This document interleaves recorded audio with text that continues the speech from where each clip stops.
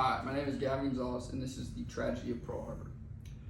I'd like you all to close your eyes and imagine waking to the sounds of explosions and gunfire on what is expected to be a normal day.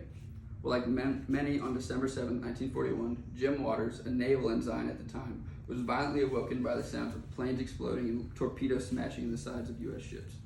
Without time to gather his thoughts, he instinctively got dressed and headed for the plane hangars for the naval station of Pearl Harbor. The attack on Pearl Harbor on December 7, 1941, not only marked a significant turning point in American history, but also had lasting effects on international relations, military strategy, and the lives of those involved. This speech will explore the events leading up to the attack, a description of the attack itself, and the story of America's revenge. Before diving into the tragic events that occurred, let's first understand the events leading up to that fateful day. Japan was lacking in natural resources such as oil and iron, sought to expand its empire to secure access to these vital resources for industrial and military needs. The Japanese government and military leaders also had ambitions of establishing dominance in the Asia-Pacific region, which required expanding their territorial control and influence. As Japan started acting on these ambitions, the United States started to take notice. The U.S. decided to act on Japan's aggression and encourage Japan to back down by imposing economic sanctions on Japan, including an embargo on oil exports. According to an article titled "The Prize from the Dutton Institute," Japan produced only 7% of the oil it consumed. It imported the rest, with 80% coming from the U.S. This forced Japan to have to make a decision to either give up on their dream of building an empire or weaken the U.S. Pacific Fleet and secure their position in the region. Now that we know why they attacked, I think it's important to know what happened on December 7, 1941. At 7:48 a.m. on Sunday, the first wave of the Japanese fleet, consisting of 183 aircraft, made contact. The three types of aircraft were torpedo bombers called Kates, dive bombers which were called Vals, and then Zero fighters, which were considered the dogfighting planes of Japan. According to an article titled "The Pearl Harbor Attack," an article by the National Park Service.gov, last updated August 15, 2019, in 15 minutes, the main battle line of the Pacific Fleet was neutralized.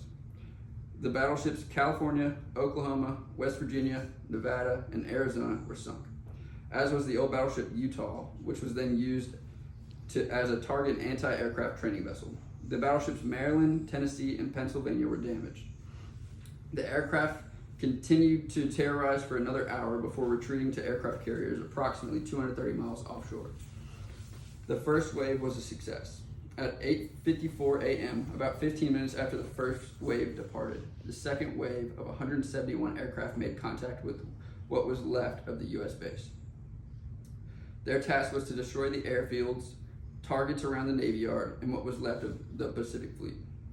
Despite the destruction and chaos caused by the first attack, the second wave was an utter failure. This was due to the mass number of young, scared, and inexperienced pilots that were left after the first wave. Most of the young Japanese men that were flying simply crashed or missed their targets. But the damage was already done.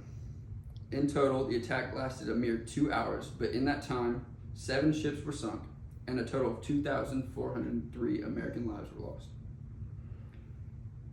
With all that destruction and utter loss of life, you would think America would accept the defeat and stay down. Well, you'd be wrong. The very next morning, President Franklin D. Roosevelt gave a speech and asked Congress to declare war on Japan. At 4 p.m. on December 8th, Congress granted his wish, and the President signed the Declaration of War, and the United States officially entered World War II. After numerous deployments and in many battles, at 8:15 on August 6, 1945, the U.S. dropped an atomic bomb nicknamed Little Boy on the Japanese city of Hiroshima. When Japan refused to surrender following the bomb, 3 days later, on August 9, 1945, the U.S. dropped the second atomic bomb, which was called Fat Man, on Nagasaki. After losing hundreds of thousands of lives to the atomic bombs, Japan realized victory was impossible. The Japanese government accepted Allied surrender on August 14, 1945. The U.S. had gotten her revenge. In all, America was involved in World War II from December 8, 1941 until its end on September 2, 1945. In conclusion, the events that led up to the tragedy of Pearl Harbor and the retaliation that was two atomic bombs is and will always be one of the most horrific events in U.S. history. From the lives lost to the effect on the American people, Pearl Harbor will always be remembered, as President Franklin D. Roosevelt once said about December 7, 1941, a date which will live in infamy. Thank you.